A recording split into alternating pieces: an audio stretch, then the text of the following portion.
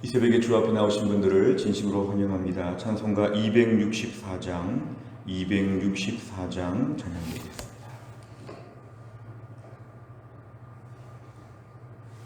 264장입니다. 정결하게 하는 셈이 나의 앞에 있도다. 성령께서 권고하심 죄 씻으라 하시네. 찬양하리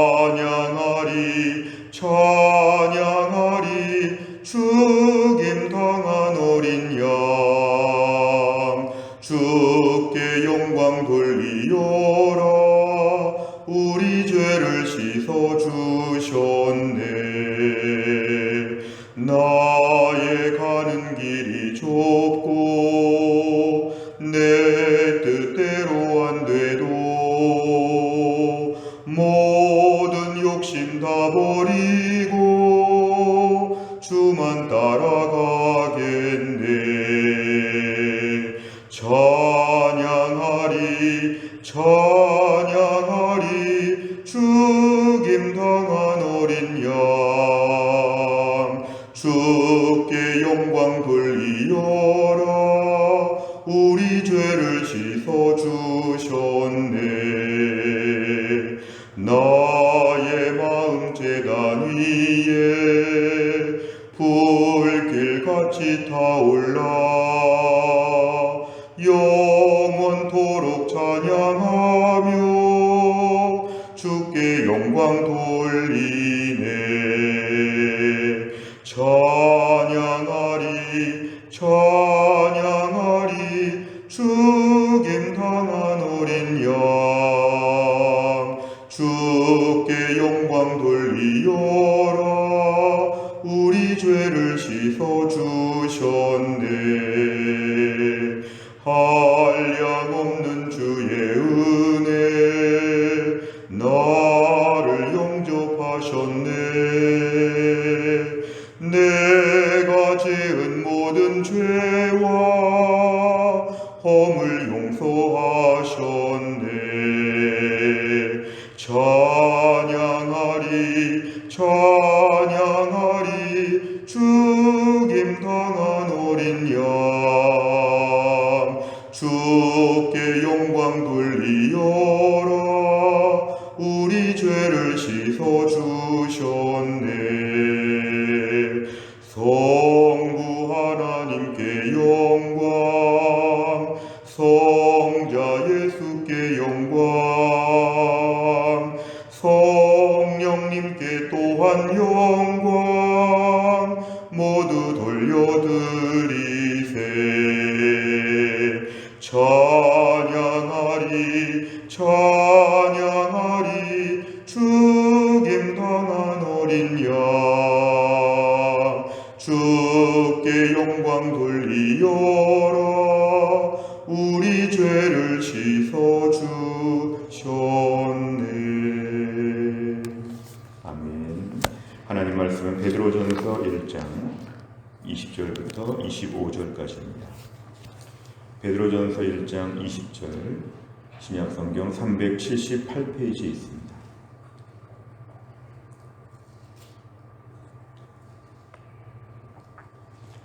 베드로전서 1장 20절부터 25절까지 말씀을 정한절시 교독합니다. 그는 창세전부터 미리 알림 바 되신 이나 이 말세에 너희를 위하여 나타내신 바 되었으니 너희는 그를 죽은 자 가운데서 살리시고 영광을 주신 하나님을 그리스도로 말미암아 믿는 자니 너희 믿음과 소망이 하나님께 있게 하셨느니라. 너희가 진리를 순종함으로 너희 영혼을 깨끗하게 하여 거짓이 없이 형제를 사랑하기에 이르렀으니 마음으로 뜨겁게 서로 사랑하라. 너희가 거듭난 것은 썩어질 씨로 된 것이 아니요 썩지 아니할 씨로 된 것이니 살아있고 항상 있는 하나님의 말씀으로 되었느니라. 그러므로 모든 육체는 풀과 같고 그 모든 영광은 불의 꽃과 같으니 풀은 마르고 꽃은 떨어지되 오직 주의 말씀은 세세토록 있도다 하였으니 너희에게 전한 복음이 곧 이 말씀이니라. 아멘. 오늘 20절에 등장하는 그는 그리스도를 얘기합니다. 그리스도 예수께서는 창세전부터 계셨으나 이 말세에 너희를 위하여 이 땅에 내려오셨다. 이 땅에 나타내신 바가 되었다. 너희는 그를 죽은 자 가운데 살리시고 영광을 주신 하나님을 그리스도로 말미암아 알게 되었다. 오늘 포커스는 이제 하나님 쪽으로 가고 있습니다. 그리스도를 통해서만 하나님께 나아갈 수 있다. 죄와 허물이 많은 저희가 직접 하나님께 나아갈 수 없기 때문에 예수 그리스도께서 중보자가 되셔서 그리스도로 말미암아 하나님께 나아가게 되었고, 그래서 우리 남은 인생은 믿음과 소망이 하나님께 있다는 것입니다. 우리 인생의 모든 믿음, 인생의 모든 소망은 오직 하나님께만 있게 되었다는 것을 이제 얘기합니다. 그래서 그리스도로 말미암아 하나님을 믿게 되었다는 것을 강조합니다. 그래서 우리가 하나님을 믿는 자들이 되었기 때문에 22절에 보니까 진리를 순종한다는 것은 진리이신 예수님, 또 진리이신 복음의 말씀을 저희가 순종하면서 이 땅에서 더러워진 우리 영혼이 깨끗하게 되었고, 그래서 형제를 사랑할 수 있게 되었다는 것입니다. 그전 같으면 형제를 사랑할 수가 없었는데 이제 복음의 진리 안에서 형제를 사랑할 수 있는 힘이 우리 안에 생겼으니까 너희가 뜨겁게 서로 사랑하는 일을 더 역점을 두어야 한다고 얘기합니다. 오늘 좀 본격적으로 살펴볼 말씀은 23절부터입니다. 너희가 거듭난 것, 너희가 다시 태어난 것은 썩어질 씨로 된 것이 아니요 썩지 아니할 씨로 되었다. 이것은 죽는다, 한계가 있다, 끝이 있다, 그런 뜻으로 지금 썩어지다는 것을 얘기합니다. 너희는 영원한 것으로, 너희는 죽지 않고 썩지 않는 영원한, 너희는 하나님 말씀으로 되었다. 살아있고 항상 있는 하나님의 말씀으로 되었다는 것은 하나님 말씀은 썩지도 아니하고 죽지도 않고 없어지지도 않는, 너희가 하나님을 알게 되었기 때문에 이제 하나님의 말씀을 너희가 붙잡게 되었다. 24절에 보면 우리의 모든 육체가 풀처럼 꽃처럼 사라지고 다 없어지는데 25절 주의 말씀이 영원 무궁토록 건재하다, 튼튼하다, 이걸 강조합니다. 그래서 우리가 오늘날도 하나님의 영원한 말씀을 붙잡고 그 말씀을 매일매일 증거 삼아서 하나님을 깊이 있게 묵상하라는 것입니다. 영원하신 하나님, 영원하신 하나님의 말씀, 이 땅에서 힘들고 어려울 때 하나님은 보이지 않지만 하나님 말씀이 우리 손에 들려져 있기 때문에 하나님 말씀을 통해서 하나님을 매일매일 깊이 묵상하는 가운데 우리가 이 땅에서 하나님께 믿음과 소망을 두어야 한다고 말씀합니다. 내용 간절을 보시면 첫째, 베드로는 믿음과 소망이 누구에게 있다고 말합니까? 21절에 우리의 믿음과 소망은 하나님께 있다, 하나님께 있다고 강조합니다.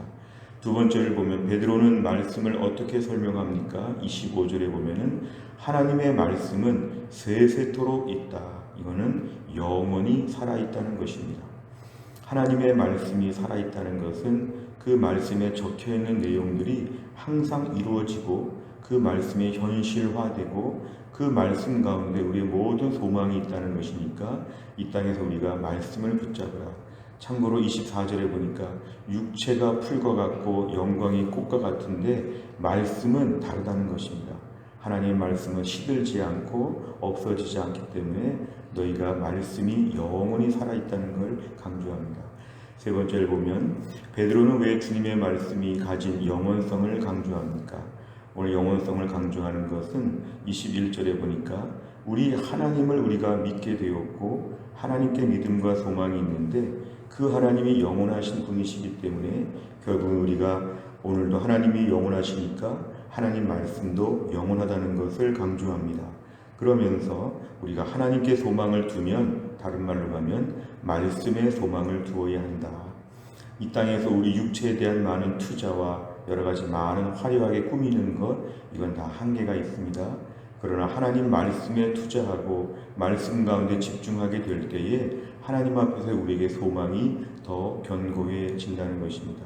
썩지 아니하는 말씀, 분명한 말씀, 늙지도 않고 쇠하지도 않고 병들지도 않는 하나님의 말씀 가운데서 이 땅에서 우리가 영원성을 붙잡게 될 때 하나님의 영원성을 함께 묵상할 수가 있다는 것입니다. 우리 이 땅에 자꾸 살면서 뭐가 좀 영원한지, 뭐가 좀 한결같은지, 어디에 좀 믿고 의지해야 될지를 고민할 때가 있는데, 오늘 이 말씀은 하나님의 말씀만이 영원함을 우리에게 강조합니다.